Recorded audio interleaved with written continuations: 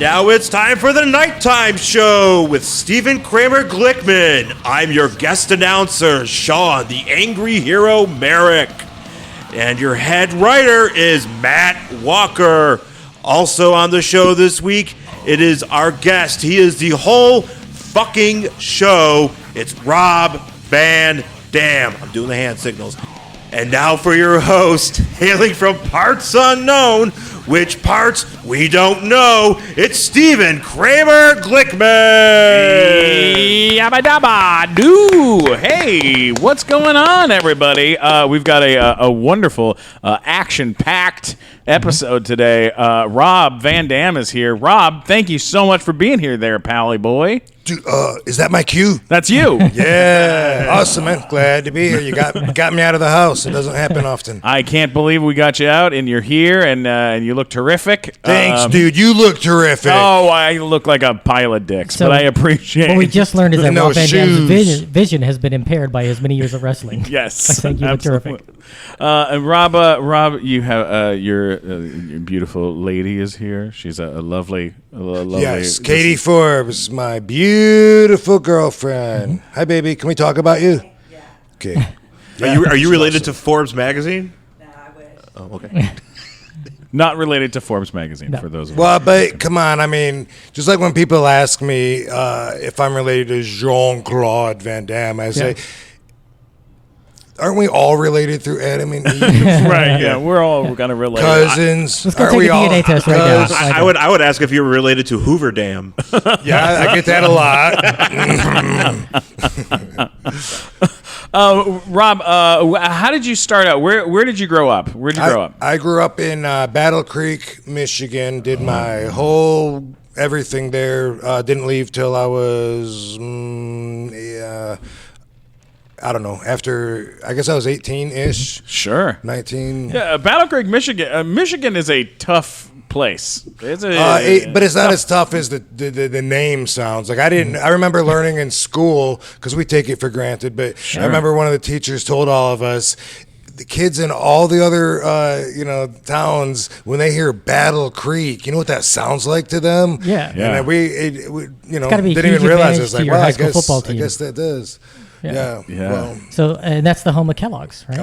Originally? Rob Van Dam and Kellogg's, as far as I know, are the only two things to ever come out of Battle Creek, Michigan. For some reason, I thought that Kellogg's was in Kellogg, Michigan. In my head, I was just like, That's because you're silly, Sean. Yeah, Sean.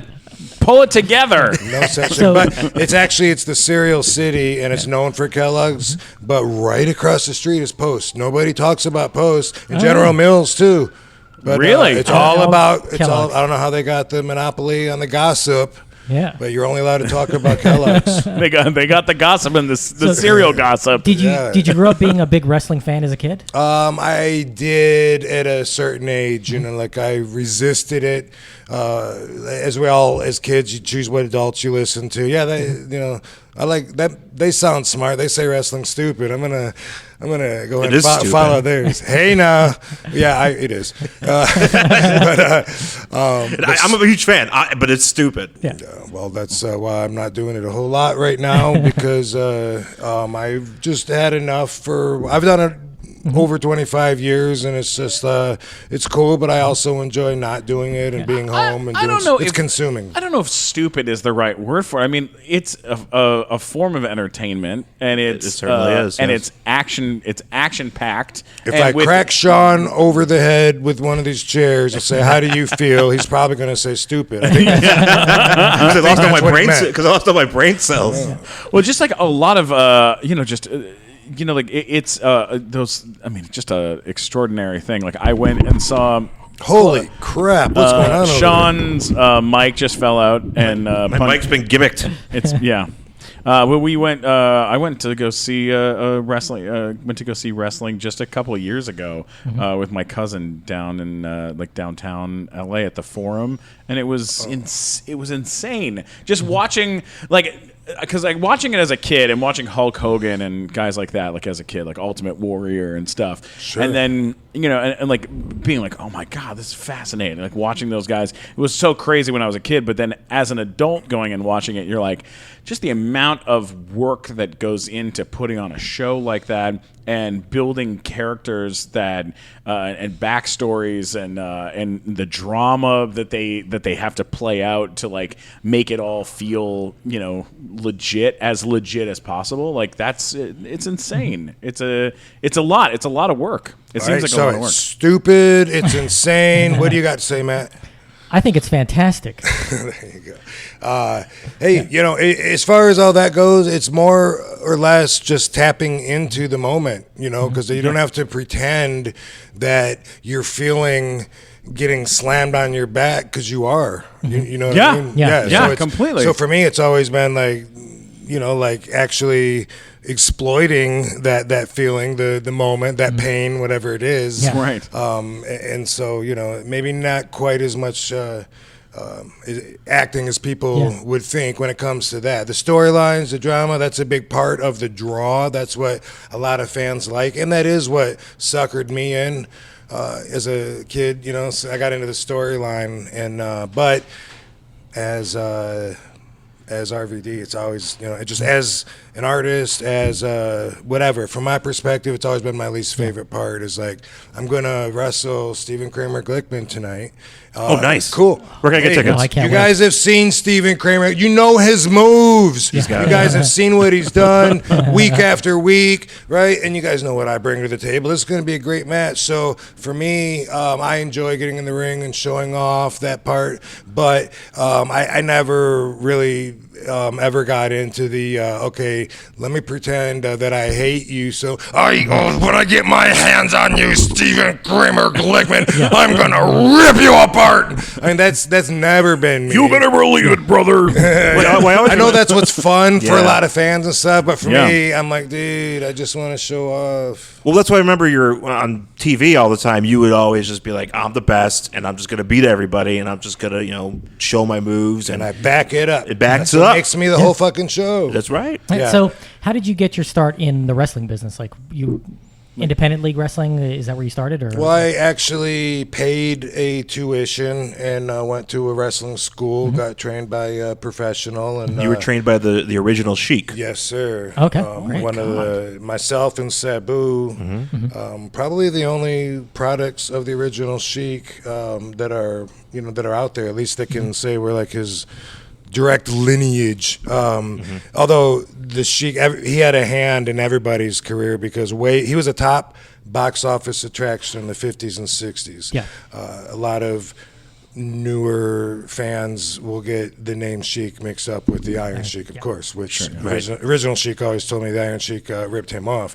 But he used to, way back in the day, he helped a lot of wrestlers start, Greg the Hammer Valentine. And he's got stories, everyone's got stories. He would tell me of Vince McMahon when he was a little snot-nosed brat. That's what the Sheik said. And he used to tell me these stories, and we were like family. Like, we'd train in the ring, and we'd hear stories while we were having dinner. His wife Joyce would put a big plate of food, and it was a really intimate experience. So it wasn't like a wrestling college for someone on the outside trying to imagine, dormitories. And it was like 5 or 6. At the most of us students. Now I'm just thinking of wrestling you and just a bunch of dudes. Well, it's like that now, kind of like with the WWE, The NXT, yeah. And there was Ohio Valley Wrestling before that, and it was kind of these farming territories. WCW was the first. The power plant. There you go, dude. You know your stuff. Well, I was gonna say He's a big wrestling fan. I see Oh that. yeah. Well, so this is the. Can I give you a little backstory? Please. So Steven called the night before we're taping this. Steven calls me like at 10 o'clock at night, and he's like, "Hey man, so like we're talking to Rob Van Dam tomorrow, and like Steven knows I'm a wrestling guy, so he's like, hey man, you want to like come and like." And he's like, you want to come to the show? And I was like, do you need me to tape it? Because that's, that's a thing I do is tape podcasts. And he's like, no, I want you to be on it. And I was like, oh, I got the call because I am a wrestling guy. And so, and I will I will exemplify my wrestlingness here by Please. saying, so I was saying that you started out wrestling in Memphis, a very classic territory, I believe, USWA. Yeah, I mean, I had been wrestling about a year before I went there, which barely counts. But I mean, it was my first matches. Who was your first match against? Do you remember? Yeah, of course, but you wouldn't know him. He's not in the business anymore. And I came in really slowly, like through kickboxing exhibitions, because I was a kickboxer. I was before I got into wrestling. I got into kickboxing because I wanted to wrestle. I wanted to get into the ring. But then once, years later, when I actually got in with the Sheik, I had all this experience in the ring already going for me. And I wrestled without being trained, like a lot of backyard, I guess, guys do. But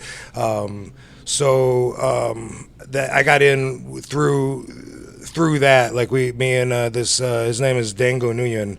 Or Wen, if you want to pronounce it. Right. And we had like a kickboxing match that got a little dirty. We threw the gloves off, rolling around on the ground, big schmarge, big run-in. Everyone comes in, and those were the first couple of matches. My first one was in Toledo, Ohio in 1990. Yeah. Nice. What was your gimmick when you went into that? Did you have a gimmick? I was a kickboxer, so I wore the kickboxing stuff. But I was taught, I mean, obviously old school, which barely exists anymore. Yeah. I was having that conversation with Katie on the way up here, because Katie also wrestles. Yeah.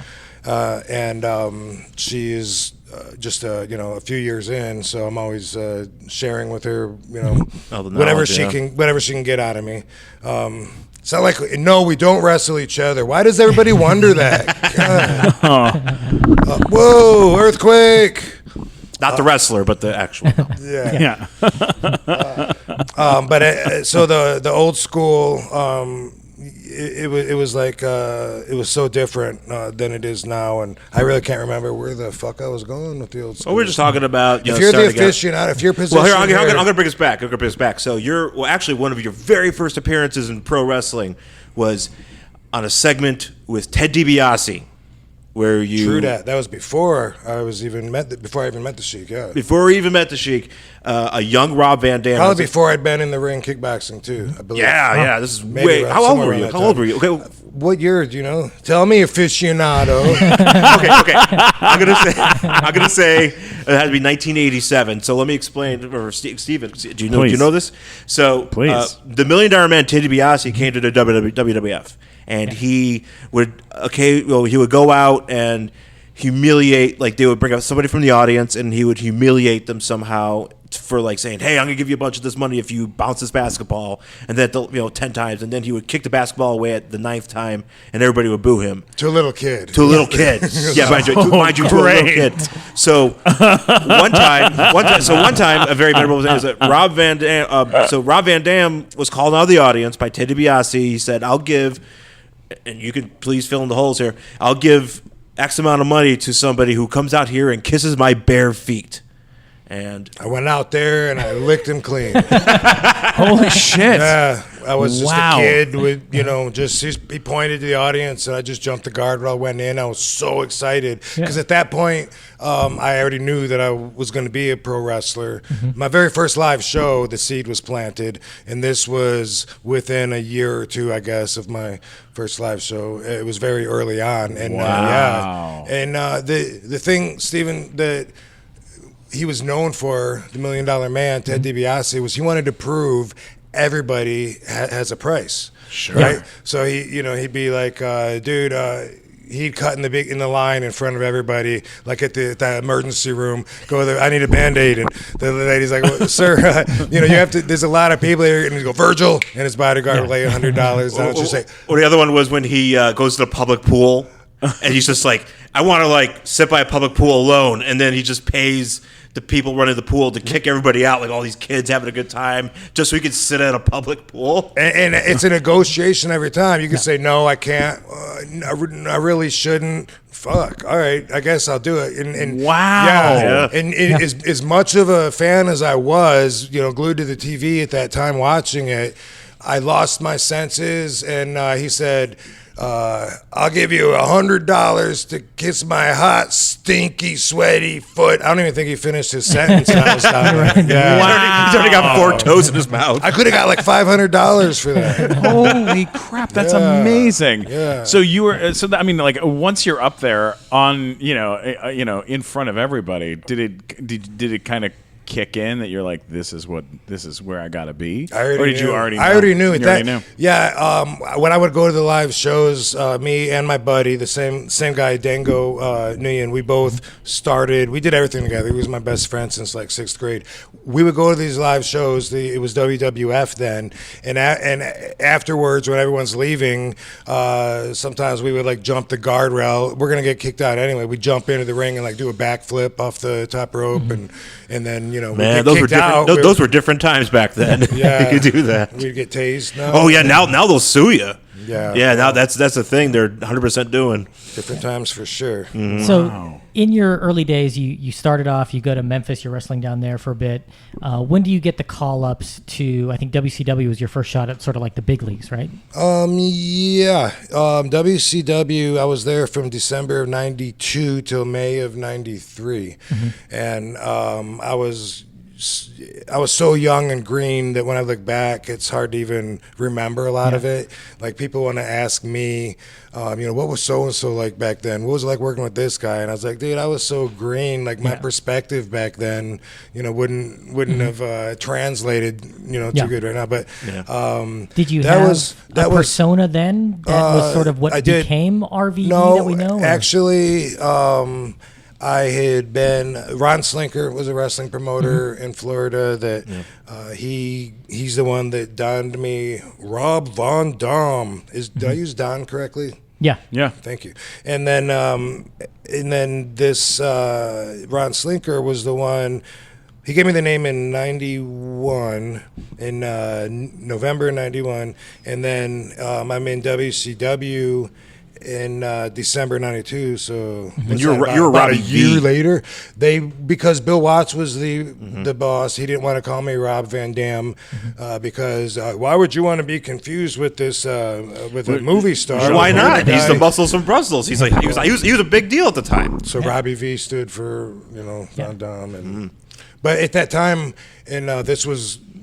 Whoa, it's an awesome full circle. I remembered where I was when we were talking about old school. Yeah. So when I was brought in with the knowledge of I'm just going to get as much not WCW, but when I first started wrestling, get as much experience as I can. Get my name out, not my name, but get to networking and knowing as many promoters to get Just more work. learn, yeah. It doesn't matter what they called me. So when I started out, I could have been anything. I wrestled for Al Snow's promotion. Right. I was an international patriot there. I was a flying tiger there. I was an international patriot in Detroit. At different times, like you said, Robbie V. Before that, I was Rod Zat or Rob. Sometimes in South Atlantic wrestling, I took a few letters out of my shoot last name, and they called me Rob Zikowski, and then sometimes Robbie Z. Whatever. It didn't matter. If they called me, Stephen Kramer Glickman. I was just there to learn. And even when I got the name of Rob Van Dam, it wasn't, like, dude, I'm going to be that permanently for the rest of my life. I was just like, really? Yeah. You're like, that's all right, for today, whatever, and dude. then it's done. Yeah. We should jump ahead real quick to ECW because Before we do that, I got a question. So you're with WCW for about 5-6 months. Then what happens? They're just like, we don't need you anymore? No, actually, this first territory in 1991 that we're talking about, Memphis, they have this formula, like a machine where they bring in new talent and they go through this. Okay, you guys, you're going to wrestle a single wrestler, and then this guy helps you. Now you're going to tag next week, and it builds up, and then they and then they don't need you anymore. You ran your course. They have in Tennessee, my very first territory when I'd only been wrestling a year. Every territory in every promotion since then, it's always been my decision when I left. In WCW, I hated the travel. They were only paying me $150 to do what we called house shows. Yeah. The televised shows, they would actually dock you $50 because you're on TV. So I get $100. What? $100. So if I was working 4 times a week, Yeah. add that up, I might make like $550 or something. And out of that, I'm responsible for my own travel, hotel, everything. Wow. So I hated it, even as a young green kid. And so I never signed with them. Mike Graham was the agent. Yeah. He kept giving me the contract, and then I would just like toss it, and a couple of weeks later he'd say, hey, did you get a chance to sign that contract yet? And I'd say, oh, I'll bring it next week. And I kept doing that, and eventually he would give me another contract, and I still have them unsigned. Yeah. Wow. So I just It's left. like a phone book. Just hold it up one of your things. Well, what are you drinking over there, Steven? Sorry, I didn't mean to interrupt the show with that loud sip, but I'm drinking Fireball whiskey, the greatest whiskey in the history of the world. I agree. I love Fireball whiskey. I mean, I can share some with you guys if you guys want some. Absolutely. Yeah. I always bring Fireball whiskey because it's an instant party. It's where the party gets started, and it's sometimes where the party ends because you drink it until you're just Flying high. and hanging tough. Yeah. Like if you're in a boy band. yeah, absolutely. Here, you take a shot. Okay. There you go. Whoa! Hey. Oh, that's good stuff. That's so good, right? Hey, Glazer, you take Yeah. a shot. Take a shot. Oh, it helped my sunburn. Oh yeah, right. Yeah. Holy cow, I feel great. Man, I'll tell you what. There's nothing better for a good afternoon than a shot of Fireball whiskey. The greatest thing to come out of Canada since me. All right, let's get back to the show. So then WCW ends. What do you do next? So I knew I was going to be better off not being there, just going back to the independent scene where I was actually making Make more more money, money. more in charge. And Well, you could name your price and I out was- there. You Well, tell- when I was, you're young, though, yeah. dude, I was super young, and I was still making a name for myself, obviously. But when I left there, I was actually a partner with Greg Price, a promoter from South Atlantic, and he and I would run shows, which I walked into like an already set up operation. My part was easy, and I would sell sponsorships to the show, and then I would I would go to the schools and everything, and it was I was making so much more money, and So you're just kind of like the face of it? No You didn't really- regrets. yeah. No, I actually did. Okay, say we're raising money. We're in Brunswick, Georgia, raising Yeah, yeah. money for the DARE program, right? So a police officer, a different one every day, would have to go with me around town to all of their places that they're friendly with, the businesses, and I go and sell them ads to the souvenir program. They're sponsoring kids to go, all this, and nobody knew that 25% of it was going into my pocket. Yeah. They probably knew that I was out there warming up in the police parking lot before I went in. I think back like that, and how did I not reek? Like I would be in the parking lot, like I still got 5 minutes. I'm supposed to meet somebody, pack another bowl. And and I'd go right, and not even spray or anything. I go like right into the cop shop, and then into a cop car. They take me around town for a month or 6 weeks before the show. So by the time we do the show, everybody in town knows me. So I'm gonna sell all the most merchandise. So I got tables of everything: videotapes, pictures, foam, nunchucks, It's just throwing funny hearing stars. RVD Oh, you had money. nunchucks as a part of Business, just to sell. Wait, I'd but autograph them. Oh wow! Oh, wait, so Foam just like nunchucks, random, like you didn't- merchandise. I'd go and buy all this merchandise and for real cheap and resell it. That was part Where of do you my. get cheap nunchucks? Oh, you can get some cheap nunchucks. Chinatown? They're foam, Yeah. but they're foam. dude. Okay, ones. so I was thinking maybe Yeah. plastic. Yeah, it's just funny hearing about RVD 420 sponsoring the DARE program. Am I the only one that hits the table with their legs and causes that noise? No, it's fine. It's fine. So, how did you make the gap then from that into ECW? Because that was sort of like your next big sort of organization to be with. Well, would you say? actually, that's the way that most of the reports say. But before I even went to WCW, I had a booking coming up for All Japan Pro Wrestling. Okay. Right. Yes. So during the WCW run, I went and I hit that booking, and I got over huge. Yeah. And then I had a job for life with Giant Baba in All Japan. Yeah. And then, by the way, now I'm going from making $100 a match or whatever to I think I started at like $2,000 a week or something, and it was just. Do you find that Japanese crowds care more about the in-ring stuff as opposed to the storylines?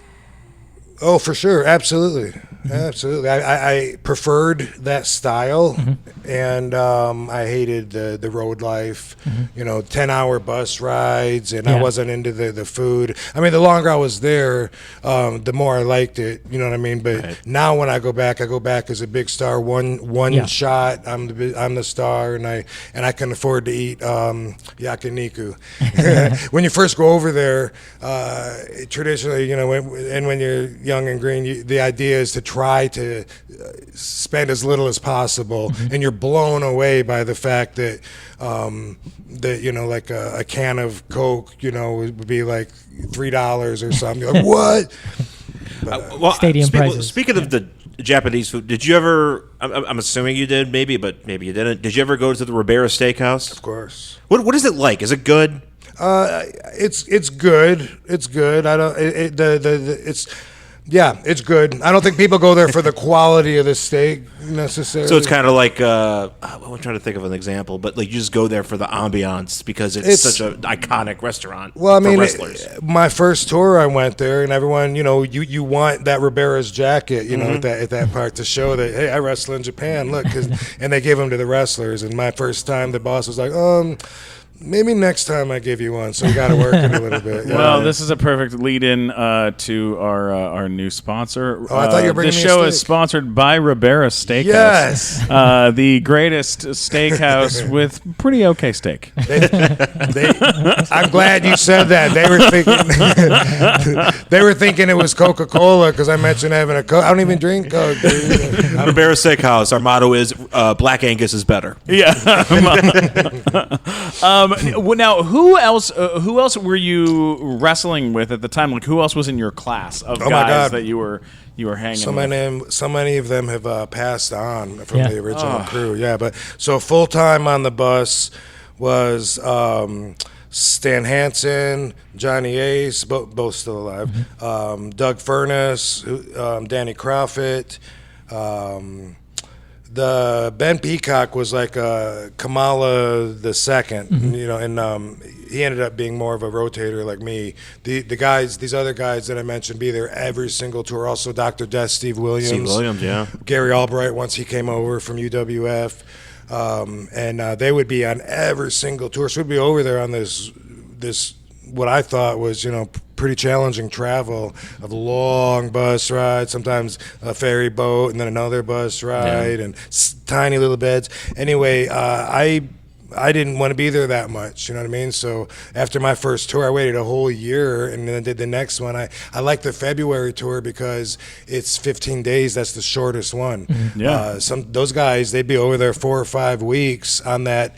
And of course, the matches were way more physical than were they doing a anything lot else. of the hardcore wrestling then? Like, No, have you heard about the Japanese death match, where there's like Yeah, explosions that and was all kinds of stuff? FMW that was doing all that. All Japan is so traditional. Yeah. And I never did interviews. There was very, very seldomly any kind of. They did whatever on their TV show, a couple interviews, but it was all about the wrestling, and the storylines were in the wrestling. Super hard hitting too. And there wasn't even characters that much. I mean, there was Del Wilkes, the Patriot, wore a mask. He was the only one I can remember with a mask. The Blackhearts, but they didn't last. But Kamala painted his face, and that made them stand out. It wasn't about cartoon characters. It was actual, and it was actually really competitive too. By the way, like people, wrestlers and fans, and they're fascinated when I tell them it was like Sabu and I, once he came over to All Japan, because he worked for New Japan, FMW, when he was my partner, we would have these conversations beforehand if we're wrestling another tag team like Akiyama and Omori, and we know that they're going to try to make themselves look good and make us look bad, and we're going to try and do the same things, and we really are jockeying for that position to get the tag team titles. And so Sabu and I would have these conversations. Sabu would be like, keep them in our corner as much as possible. Let's do a bunch of quick tags and try and blow them up, get them winded. And anytime you see one of them cover one of us, let's come in and make the save. And it was we were literally competing to get ahead like that. And that's so different and then how people want to perceive it as if we're handed like a script, like a movie, and we're going through it, and Rob Van Dam runs into the rope. That it's so not like that, and people, unfortunately, but whatever, it is what it is. But people like me that have been in it for so long, we've seen like when the curtain got jerked and everyone's looking into it, it gets overexposed in a false way to where all the fans think that we're all just friends, that we all were just playing, and every fan thinks that they could be a writer better than the writers on TV. Right. They could run a promotion better. And it's just like, I'm not trying to change anything anymore, or trying to hold on to anything. I'm leaving. I'm on my way out anyway. I'm not looking to keep doing it that much, and and I haven't been, and I just go with the flow. So, some of the guys that are my age, might be like really trying to restore their values. Trying to keep out there. I don't give a fuck. Just pay me. Well, I have a few actually. So it's kind of like an ongoing joke sometimes, or was for a couple of years, that you would just make these random returns to WWE. Like you would just show up at like a Royal Rumble, or then like, what was it, a couple years ago, like you were having pay-per-view matches with Cesaro for the belt, or what's his face, Barrett, Bad News Barrett. Like you just randomly show up. Like, how would that work? Would they just be like, hey Rob, you want to come and we need you for a few things, and is that something that's still open to you today, or are you over with that? So it may have come across like that, yeah. But when I left WWE after finishing my contract in 2007, I needed to disconnect, so I needed. I was burnt out on the monotony of traveling, everything, and I did one return at the Royal Rumble. It was 2008. Yeah, and besides that, the other two were actually contracts with a beginning and an end. So I had, when I made my big return in 2014, it was 14, right? Well, there was one where you came in for the Money in the Bank. Yeah, that was a 90-day contract. I had 66 matches in 90 days. The next year, when I wrestled Cesaro on SummerSlam, but I don't know if they showed it. That time, I signed like a 5-month deal that had like 88 matches. So I knew, and they knew when I was leaving. To the fans, it seems like I would just come and go. And then there's rumors every pay-per-view that I'm going to return. I'm business, and unlike every other wrestler that I hear talking about this discussion, I don't feel that I have the addiction. I don't feel that I don't miss it at all. No. And it's cool to do it, and I still do it sometimes, but maybe like 10 matches a year or something. But what I do now are very selective, which means way less work for way more money than being out there for 200 days a year. It's very smart. Let's talk about ECW for a little bit.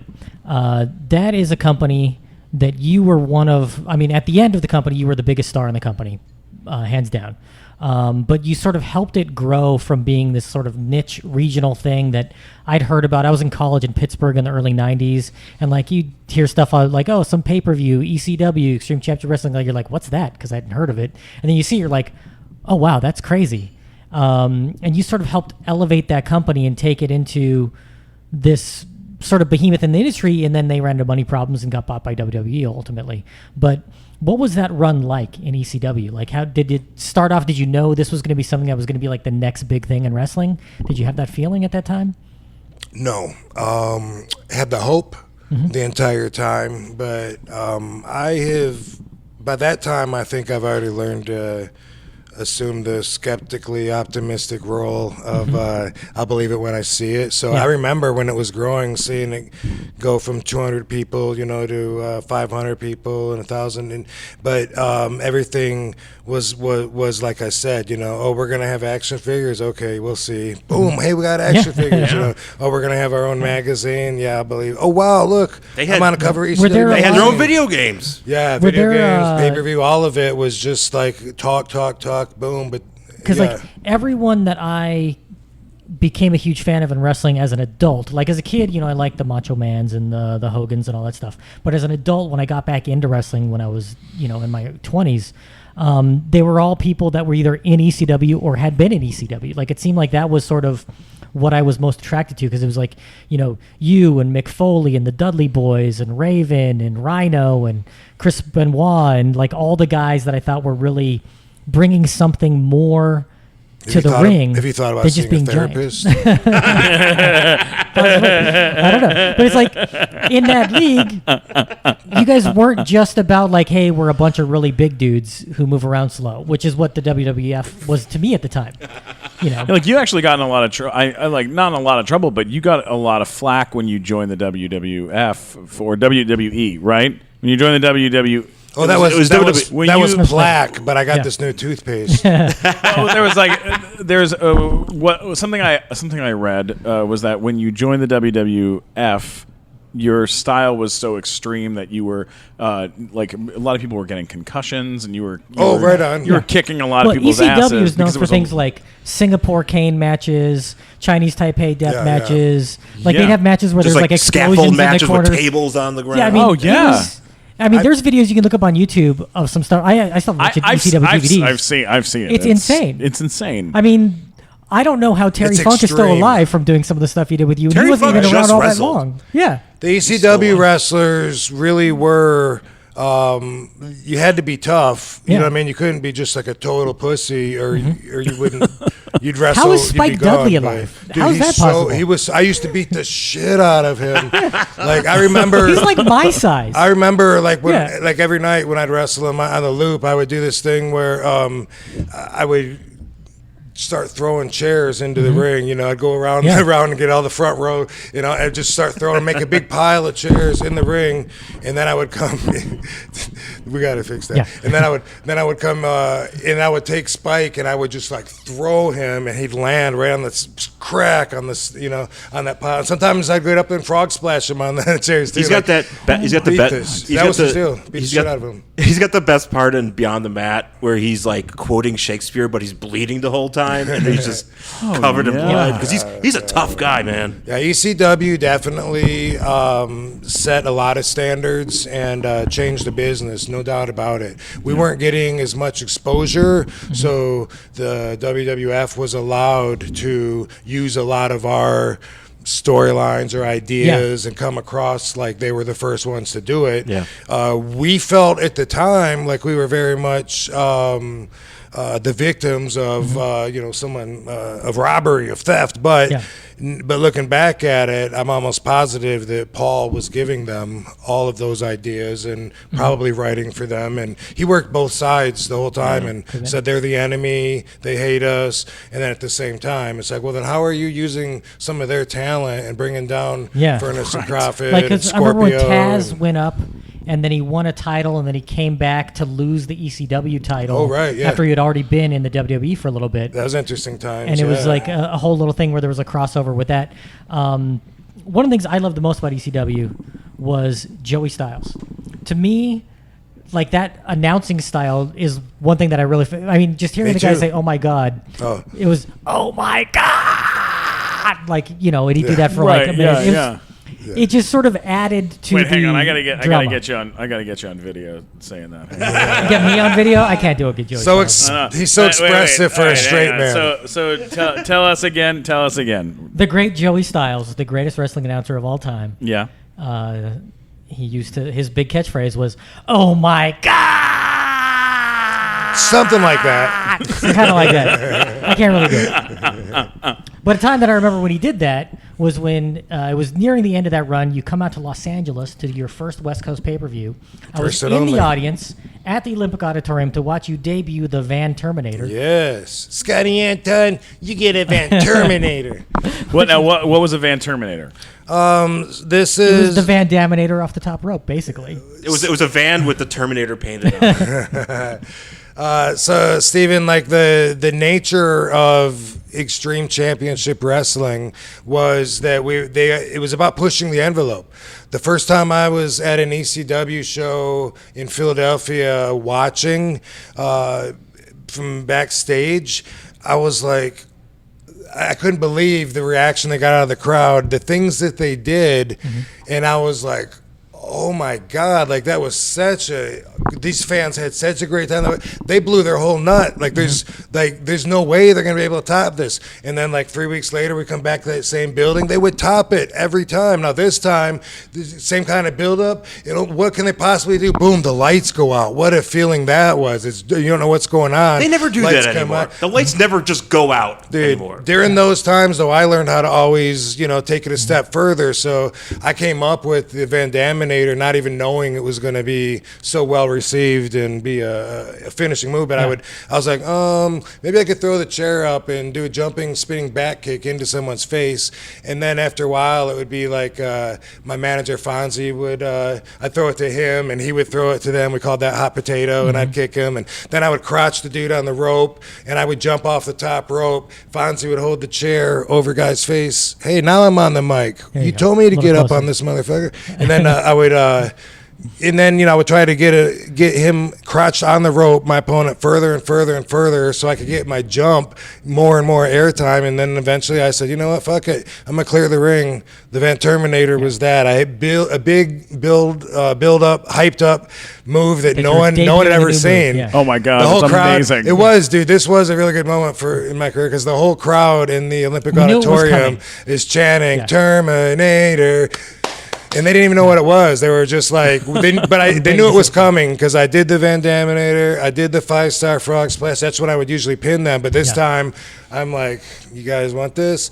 And I had Scotty Anton. He's down and he's in the corner. And I came from a different corner and cleared the entire length ring. of the ring. It's like coast to coast. On a jump. Wow. Boom, and then drop kicked him, and then later Paul gave that to Shane McMahon, and he put a trash can in, so you didn't have to go quite as far, but no, he hits the trash can. But they call it coast to coast. So the whole time I was in WWE, People doing your moves. the agents would call it coast to coast. I'm like, I don't do coast to coast. That's Shado's move. Yeah.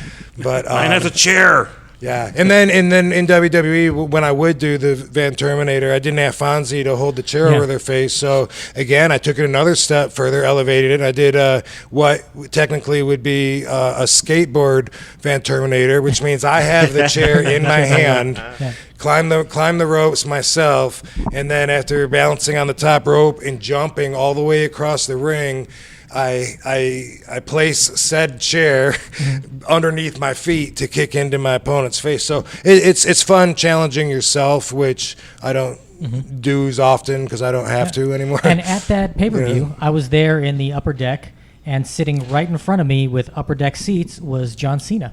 No kidding. Because he was wrestling in UPW in Right. Anaheim at the time, and I used to go down there and watch him when he was Yeah. known as the Prototype, and he was probably 75 pounds lighter back Oh then. my God, that's And he so worked. crazy. He worked at Nice Gold's guy. Gym at that Yeah. time. Yeah, he was a too. really Did he nice really? guy. Yeah. Because I That is- recognized John him. Cena's actually in a Gold's Gym commercial, like a comedy Gold's Gym commercial that when I used to work out at a Gold's Gym, I would see all the time, and then found out years later that he was in it. But Yeah, he was a really nice guy back then, because like he would come around and like we were like, oh, you're the Prototype, and he's like, yeah, hey, thanks, because like I had just gone with my roommate like 2 weeks before to go see him at the Galaxy Theater in Anaheim Right, with yeah, yeah. UPW, because I used to go down there. Right. So when you were sitting in the crowd, screaming for that Van Terminator, and then you witnessed what it was, were you Went crazy, lost my voice. not disappointed? Not disappointed.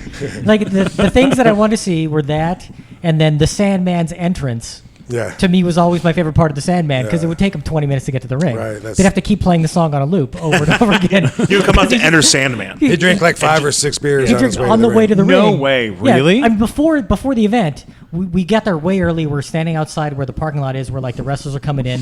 There's a chain link fence in between them. He's like, the Sandman comes over to the fence. He's like, "Hey, anybody here over 21?" Some guy's like, "I am," and he's like, "Here's $100. Go buy me a case of Budweiser." And the guy goes off to a gas station, brings it back, throws it over the fence, and the Sandman's just like, "Keep the change," and starts Nice. chugging beers right in front of us. Like he Nice, was yeah. nuts. Wow. Yeah, most of the characters in ECW like that was us. They weren't. Yeah. There was no stretch.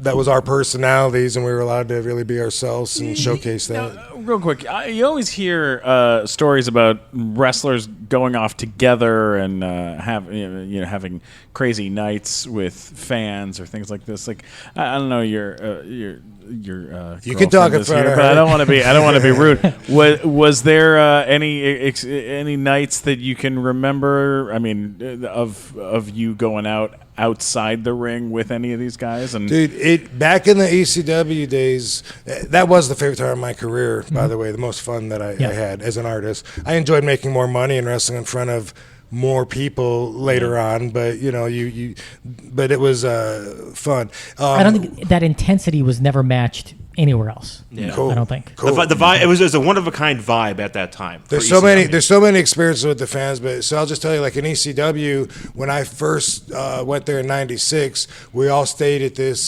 travel lodge in Philadelphia that was one of the round buildings. Oh, right. yeah. Like the one off the 405 there. It Sure, looks of course, exactly yeah. like it. It looks and so the fans all knew that. The fans would stay there. The wrestlers would stay there. Real quick question. That hotel, does that hotel spin? Does it move? Negative.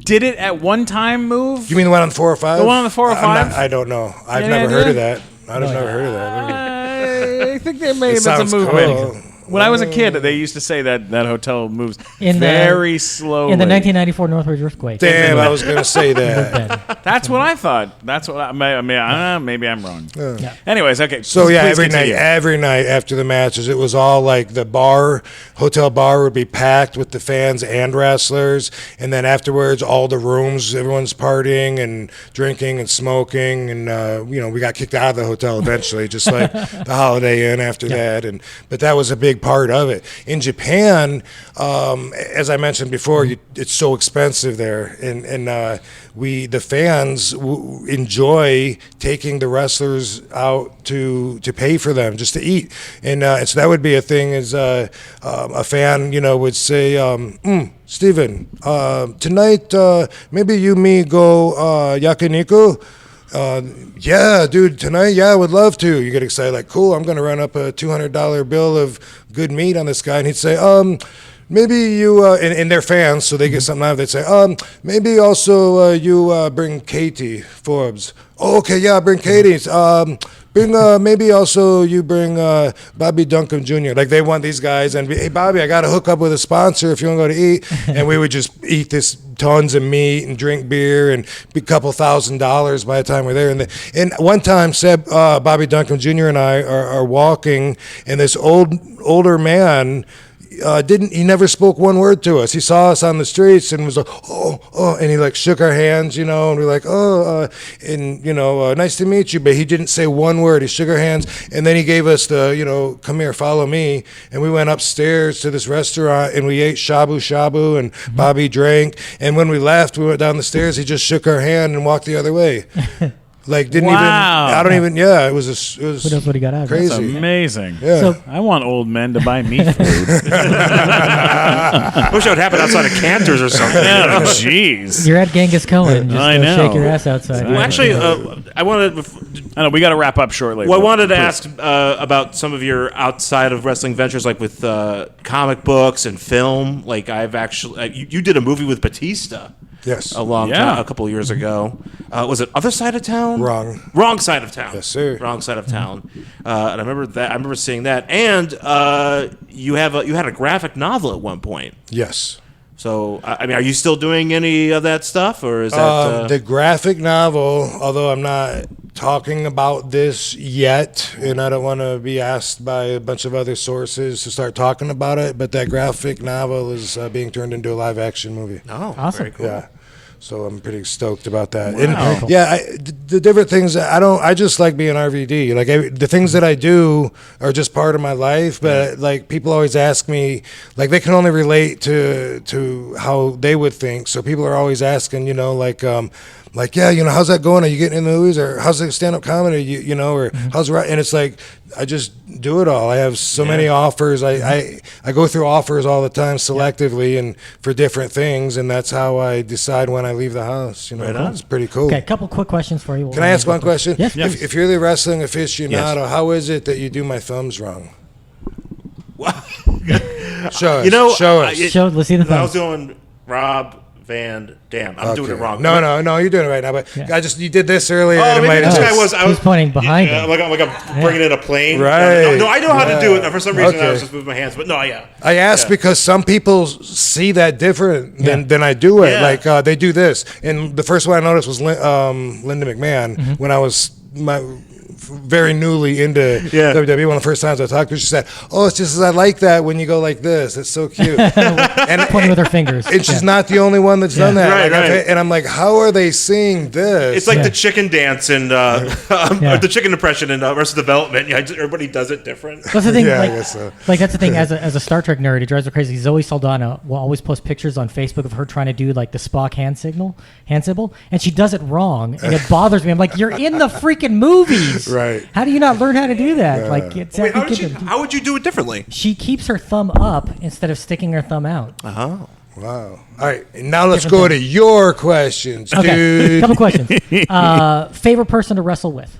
Sabu. Sabu, and that's because you knew him for so long. He's my brother, and because we're so like-minded that we both are going to want the same thing out of a match. Both think the same things are You've cool. done it together for so long, you know exactly what to do. But Probably. besides that, I mean, besides that, we both because that doesn't have to be it doesn't have to be that it's easy. It's just that we both because every match is a compromise. Yeah. You're thinking of all these things you want to do, and then when you go to wrestle me, and you're thinking you're going to do all this shit to me, I'm thinking, I don't want him doing that shit to me. I wanna do this, you know what I mean? Yeah. So when there's somebody like Sabu, like if one of us has an idea, we already know the other one's going to be like, oh, that's fucking awesome, because we entertain the same way. What was your greatest match? Greatest as far as the display and Like when you look exhibition back of and you skills. say, if I want to be remembered for one match, what match would that be? Well, I mean, it has to be the John Cena match. That's because I was fighting for the whole spirit of ECW, and I beat him, and not only did I become the WWE champ, but I brought ECW back by beating him in the whole, and I proved that there was a want for that, which Vince didn't believe. He didn't think anybody even remembered it. So, and I started a third brand. Like that's I'm I mean, gonna started the so whole- as started far the as whole making show. some change, I'll be remembered that. But for my actual proudest, like, dude, watch this. Look what I can do. RVD versus Jerry Lynn.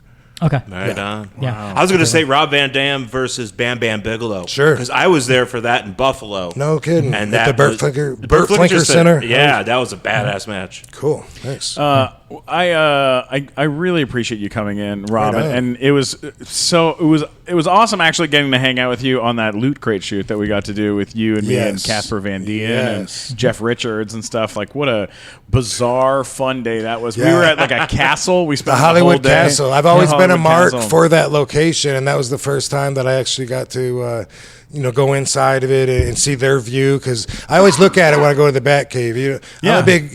I'm a big Hollywood history geek, and so when I years ago, that was all. Everything was like a destination for me, and that used to sit way up on the mountain. I'd be like, wow, Yeah. someday. You're like, why is there a castle up there? Like Yeah. I love that. Like when we talked to the owner of the place, he was like, "Yeah, my dad built this," and I was like, "Why did he build it?" He was like, drugs. Yeah. Drugs, a lot of drugs. I Yep. was like, wow. all Adam right. Friedman. Yeah. I believe it was built in 1971. So Hollywood badass. Castle. It's so, yeah. Yeah, it was the Kingdom video. If you ever get a chance to, check it out. It's very, very Best funny. view in LA that I've seen. Yeah. Right? Looking, Yeah, you were a terrific executioner too. I'd Thanks, watch a dude. show with you as an executioner. It'd be amazing. Listen, I'm here to execute. How can people find you on the internet? The real RVD. That's on Twitter and Instagram. You All check that. Instagram as well? Facebook. Yes, sir. Awesome. Well, we will be posting this very shortly, and I look Cool. forward to everybody checking it out. Sean, where can people follow you on the interweb? You can find me on my Twitter and Instagram at Angry Hero Sean. That's SHAWN. Also, I've got 2 podcasts. I have Worst Collection Ever, where I talk about comic books with my wife. And then I also have I Could Talk Kayfabe, which I talk about pro wrestling magazines from the 80s and 90s with my friend Joe. Do you tell people that it's stupid? Oh, all the time. I'm both of them. Great way to 100%. start, by the way. That was hysterical. It is dumb. I love I was wrestling. ready for him to put you through a table. I when love you it. Listen. said that. I know we It all. did sound like a challenge. I love It did. wrestling so goddamn much, but it is the dumbest shit. I'll just watch it with my wife, and I'll just be like, "This is the dumbest shit I'm watching right now," but I will keep watching it. Is it because you're burnt out on what wrestling is, or is it because the storylines bother you and you think you could do them better? The first part. Okay. I don't think I could do anything better. I'll let somebody else. I've been there. I got burnt out, and that's Yeah. I watch the old school stuff. That's how I do it. All right, Matt, what about you? Where can people find you? You can find links to everything at funnymac.com, or if you want to tell me that you think that Rob Van Dam is not the greatest wrestler of all time, you can do that at mattwalkersucks.com. Anybody not feel like clapping? By round of applause. You can always get me at Stephen Glickman, STPHEN, Glickman on Twitter, Instagram, and YouTube. Don't forget to subscribe to the Nighttime Show podcast, leave comments, and share. We absolutely love you, Rob. Thank you again so much for Thank you, coming and man. hanging out, and you're the best, buddy. Right on. Thanks, and guys. roll. Have a blessed day. Oh, yeah!